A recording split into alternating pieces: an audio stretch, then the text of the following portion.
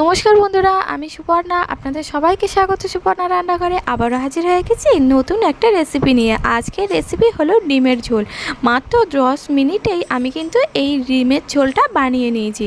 আর এই রেসিপিটাই কিন্তু বন্ধুরা আপনাদের জন্য রইল। তো প্রথমেই আমি ডিমটা কিন্তু সেদ্ধ করে নিয়েছি। তো এখানে 5টা ডিম আমি সেদ্ধ করে নিয়েছি।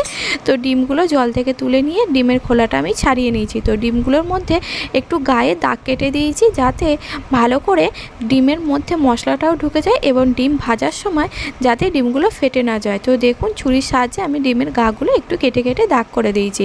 তো ডিমের মধ্যে এবার আমি নুন আর হলুদ দিয়ে দিলাম, দিয়ে ভালো করে মাখিয়ে নিলাম। আর 5টা ডিম থেকে 6টা ডিম হওয়ার কারণ হচ্ছে মেয়ের অঙ্গনারী স্কুল থেকে একটা ডিম দিয়েছিল। তো সেই ডিমটাও কিন্তু আমি সেদ্ধ নিয়ে নিয়েছি। মেয়ে খায় না, মাছ খেয়েছে যেহেতু।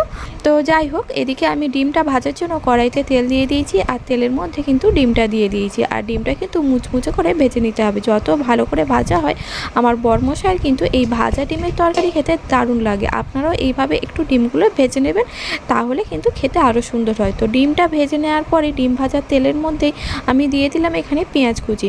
আর পেঁয়াজটা ভাজতে যেহেতু সময় লাগবে, তো এদিকে আমি আলুটা সেদ্ধ করে নিই। তো এদিকে আমি দিয়ে দিলাম আলু, আর আলুর মধ্যে দিয়ে দিলাম জল, জলের মধ্যে দিয়ে দিলাম নুন। আর অনেকেই হয়তো বলবেন ডিম আর আলুটা একসাথে সেদ্ধ করলে হয়, কিন্তু না বন্ধুরা, আমি ডিম আর আলু একসাথে সেদ্ধ করা পছন্দ করি না। কারণ ডিমের গায়ে অনেক নোংরা থাকে, আর সেই নোংরাগুলো আলু সেদ্ধের মধ্যেও যেন মনে হয় ঢুকে যায়। তো সেই জন্য আমি একদম ডিম আর আলু সেদ্ধ করতে পছন্দ করি না, তাই আলাদা আলাদা করেই সেদ্ধ করে নিই। আর কি কি মশলা দেবো এখানে দেখিয়েই দিলাম।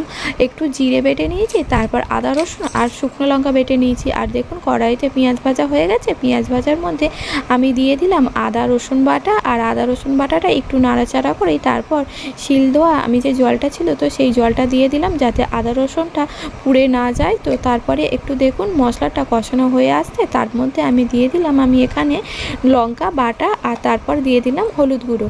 তো দিয়ে এবার হচ্ছে একসাথে নাড়াচাড়া করে নিতে হবে। আর একটু জল দিয়েছিলাম, দিয়ে জলটা দিয়ে মশলাটা কষানো কিন্তু ভালো করে মশলাটা কষানো হয়ে যায়, টেস্টটা কিন্তু আরও সুন্দর হয়। আর এই সময় গ্যাসের আঁচটা কিন্তু আমি মিডিয়াম আঁচে রেখে ভালো করে মশলাটা কষিয়ে নিচ্ছি। তো দেখুন বন্ধুরা, মশলাটা ভালো করে কষানো হয়ে যেতে এবার লাস্টে আমি এর মধ্যে দিয়ে দিলাম কিন্তু জিরে বাটাটা। আর মশলা থেকে কিন্তু তেলও ছেড়ে এসছে। এবার এর মধ্যে দিয়ে দিলাম আগে থেকে সেদ্ধ করে ভেজে রাখা ডিমটা, দিয়ে এবার একসাথে ভালো করে একটু আরও কষিয়ে নিতে হবে, যাতে টেস্টটা কিন্তু আরও সুন্দর হয়। তো একটু জল দিয়ে দিলাম, যাতে জলটা পুরো শুকনো হয়ে গেছে, আবারও মশলাটা কড়ার গায়ে লেগে যাচ্ছে। তো সেই জন্য আবারও একটু আমি জল দিয়ে দিলাম। তো ডিম দিয়ে ভালো করে মশলাটা কষানো হয়ে গেছে দেখুন বন্ধুরা। এবার এর মধ্যে আমি দিয়ে দেবো সেদ্ধ করা আলুটা, আর আলুর জলটাও কিন্তু আমি দিয়ে দেবো। যেহেতু আলুর জলে নুন আছে, তো আমি কিন্তু আলাদা করে আর নুন দিইনি। তো সেদ্ধ করে আলুর জল আর আলুটা দিয়ে দিলাম, দিয়ে এবার নাড়াচাড়া করে ভালো করে ফুটিয়ে নামিয়ে নিলেই হয়ে যাবে কিন্তু ডিমের ঝোলটা। আর আমি দেখলাম নুনটা একটু কম আছে, তো সেই জন্য আমি আরও একটু নুন দিয়ে দিলাম, দিয়ে অল্প একটু গরম মশলা দিয়েই নামিয়ে নেব। রেসিপিটি ভালো লাগলে লাইক শেয়ার কমেন্ট করবেন, আর চ্যানেলে নতুন হলে চ্যানেলটি সাবস্ক্রাইব করে পাশে থাকবেন।